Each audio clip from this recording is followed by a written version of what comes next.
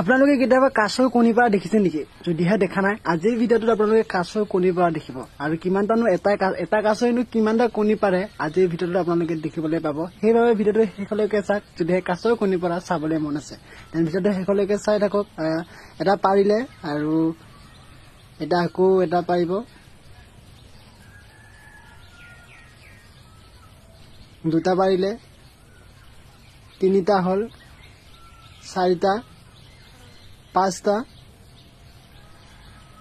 ছয়টা, কাছটো ভাগৰ লাগি গ'ল, সাতটা, আঠটা। ফাইনেলি কাছটোৱে 8টা কণী পাৰিলে আৰু মই মানে কাছৰ কণী পৰা প্ৰথমবাৰৰ বাবে দেখিছো, সেইটো কাৰণে ভিডিঅ'টো আপোনালোককো দেখাও বুলি শ্বেয়াৰ কৰিলো। 8টা কণী পাৰিলে। এতিয়া পানীত যাব কাছটোৱে। শুনিছিলো কাছৰ ওপৰত কণী পাৰে, বামত কণী পাৰে আৰু পানীতে উমনি লয় আৰু খুব ধুনীয়াকৈ ঢাকি ৰাখি থৈ গ'ল যাতে বেলেগ জীৱ জন্তু বিলাকে খাব নোৱাৰে, সাপে আহি খাব নোৱাৰে।